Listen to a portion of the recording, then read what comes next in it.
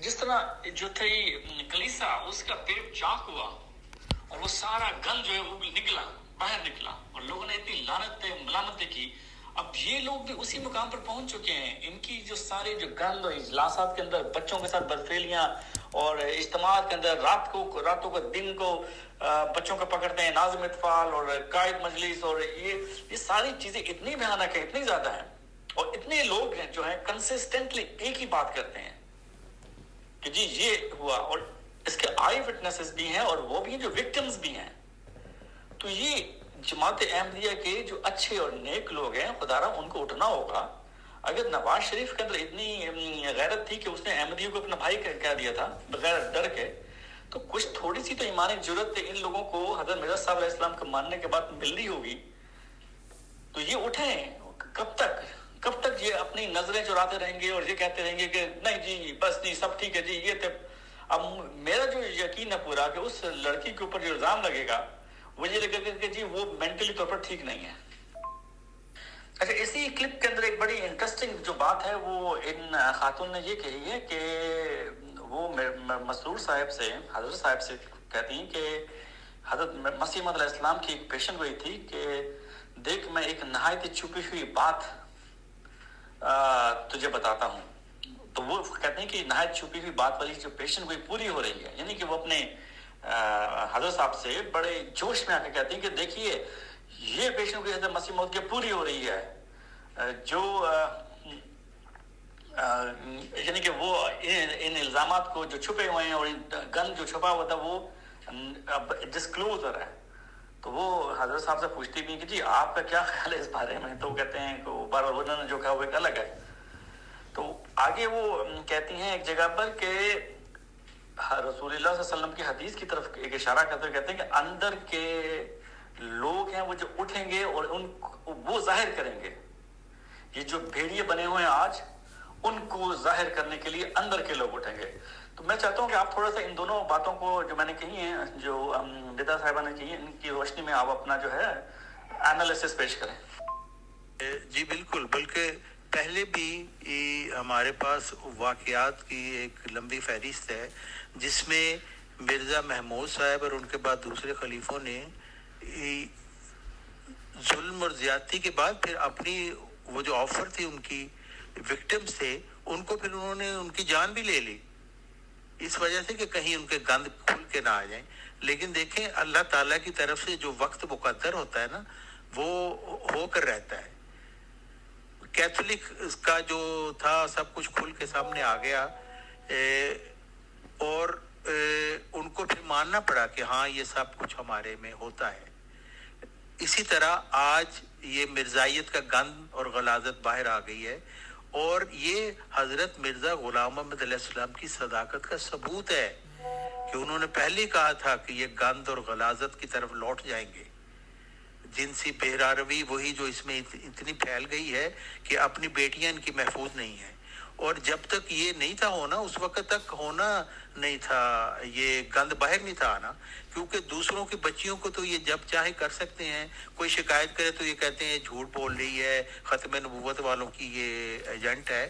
لیکن اب یہ ندا طاہر صاحبہ یہ کسی کی ایجنٹ نہیں ہے, یہ وہ مظلوم خاتون ہے جو بچپن سے ہی اس جنسی استحصال کا شکار رہی ہے اور آج کھل کے وہ بتا رہی ہے اور وہ کہہ رہی ہے کہ میرے ساتھ جو کرنا ہے آپ نے کر لیں. اس نے مثالیں دی ہیں کہ عظما کے ساتھ بھی یہ ہوا, اس کا بھی منہ بند کر دیا گیا, لیکن اس نے کہا میں نے باز نہیں آنا, میں نے آپ کا کچا چھٹا کھولنا ہے. اور یہ اللہ تعالیٰ کی طرف سے اس کو یہ جرأت عطا کی گئی ہے کیونکہ خدا تعالیٰ کی طرف سے اب وہ وقت آ گیا ہے, جیسے ہم کہتے ہیں ات خدا دا ویر, کہ ظلم اتنا بڑھ گیا ہے کہ اب اس کا گلا گھونٹنا بہت ضروری ہے, یہ ہو کے رہے گا.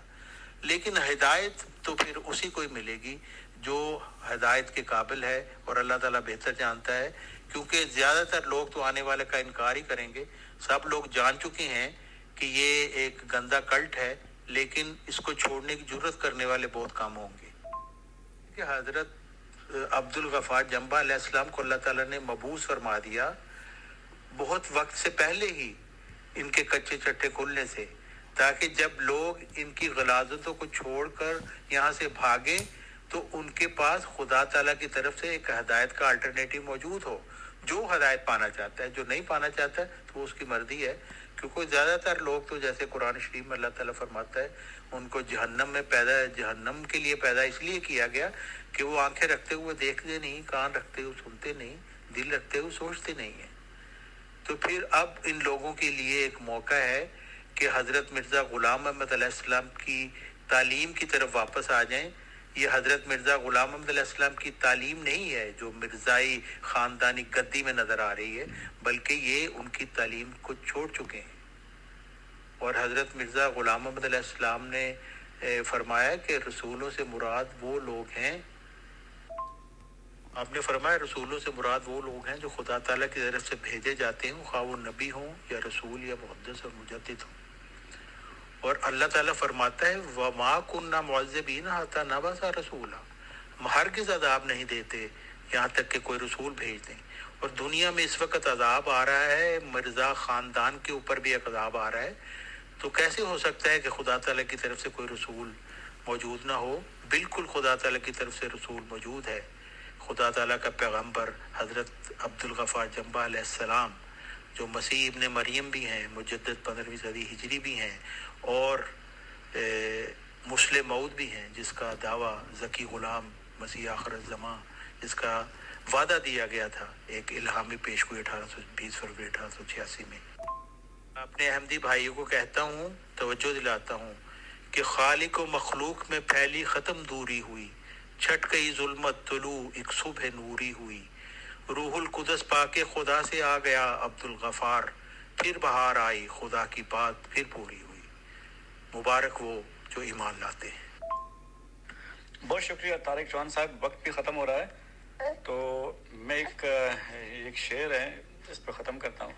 یہ خلافت نہیں تمہاری سراسر خباثت ہے, یہ خلافت نہیں تمہاری سراسر خباثت ہے, یہ خدا کی نہیں خلیفہ ثانی کی وراثت ہے تیرے پاس کیا اخراج اور مقاطع کے سوا, ساتھ میرے ہے دلیل رب الورا. تو احمدی بھائیوں, حضرت مرزا صاحب علیہ السلام جو تھے وہ ایک ایسی شخصیت تھے جن کے اندر اللہ تعالیٰ نے نیکی کی میوٹیشن کی تھی. نیکی کی میوٹیشن کیا ہوتی ہے؟ جس طرح آج یہ وائرس میوٹیٹ کرتا ہے اور نئی نئی شکلیں لے لیتا ہے اور نئی نئی خصلتوں کے ساتھ آ جاتا ہے, اسی طرح مرزا صاحب علیہ السلام جو تھے وہ ایک ایسے خاندان سے تعلق رکھتے تھے جس کا اگا بھی غلیظ تھا اور جس کا پچھا بھی غلیظ نکلا. کیوں؟ اس کی وجہ یہ تھی کہ خدا تعالیٰ نے اس شخص کے اندر نیکی کی میوٹیشن کی تھی. یعنی کہ ایک شخص جو ایک ایسے خاندان سے تعلق رکھتا تھا جس کا کوئی مذہب سے تعلق تک نہیں تھا, خدا نے اس کے اندر جو ہے ایک نیکی کی میوٹیشن کی. میوٹیشن کیا ہوتی ہے؟ میوٹیشن یہ ہوتی ہے کہ جیسے بعض لوگ کہتے ہیں کہ جی ہمارے نہ تو دادے کو یہ بیماری تھی, نہ ہمارے باپ کو یہ بیماری ہے, نہ چاچے کو یا نہ مامے کو, تو مجھے یہ بیماری کیسے لگ گئی؟ تو اس کو سمجھانے کے لیے کہتے ہیں کہ آپ کے جو جینیٹک نیٹ ورک ہے, جینوم ہے, اس کے اندر ایک ایکسیڈنٹ ہوا ہے, اس ایکسیڈنٹ کے نتیجے میں یہ بیماری جنم لی ہے. اسی طرح مرزا صاحب علیہ السلام جو تھے ان کے اندر بھی اسی طرح کا ایک ایکسیڈنٹ ہوا تھا اور ایک بیماری جنم لی تھی. وہ نیکی کی بیماری تھی. اللہ تعالیٰ نے ان کو قدر منزلت عطا کی اور وہ مقام عطا کیے جس پر وہ قائم ہوئے. لیکن آپ خود فرماتے ہیں کہ میرا کنبہ فساد کی طرف لوٹ جائے گا, یعنی کہ جس طرح کا پہلا تھا ویسے ہی ہے. اور یہ فساد کی طرف کب لوٹا؟ یہ فساد کی طرف اسی وقت لوٹ گیا تھا جب آپ علیہ السلام کی وفات ہو چکی تھی, بلکہ اس سے پہلے ہی فتنے پیدا ہو گئے تھے آپ کی اپنی زندگی میں. اور اس کے بعد جو ہے حکیم نور الدین صاحب کی زندگی میں یہ فتنے خوب پروان چڑھے اور پلاننگ پوری مکمل ہو چکی تھی. اور 1914 کے بعد جو ہے سب سے پہلا جو کام کیا گیا مرزا بشیر الدین محمود احمد نے, وہ یہ کہا, اس نے جو ہے مجلس معتمدین کو جو ہے اٹھا کر باہر پھینک دیا. وہ سب سے پہلا شریر کام اس نے کیا تھا کہ سب سے پہلے تو اس کو کھڈے لائن لگاؤ نا, کہ جس میں یہ لکھا ہوا ہے کہ جس میں ساری پاور جو ہے وہ مسیح موت کو جاتی ہے, خلیفہ کو کوئی پاور ہی نہیں جاتی. تو وہاں سے یہ فساد آگے چلے اور یہ چلتے چلے گئے اور آج تک جو ہے سارے کے سارے یہ خلیفہ اسی فسادات کی جو آبیاری کر رہے ہیں جو ان کے نانا جان یا دادا جان نے کیے تھے.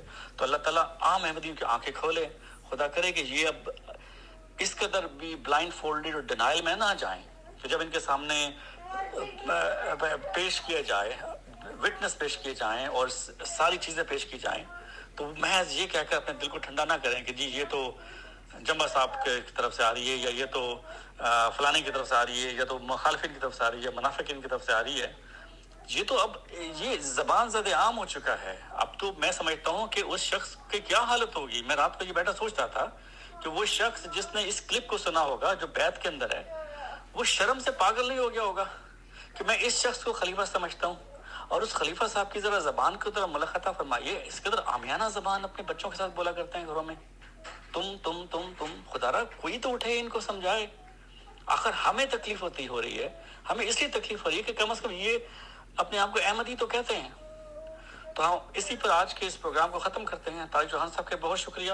انشاءاللہ تعالیٰ جو ہے ہم اگلے ہفتے بھی اسی طرح کے پروگرام کو لے کر آئیں گے. تو میری طرف سے خدا حافظ.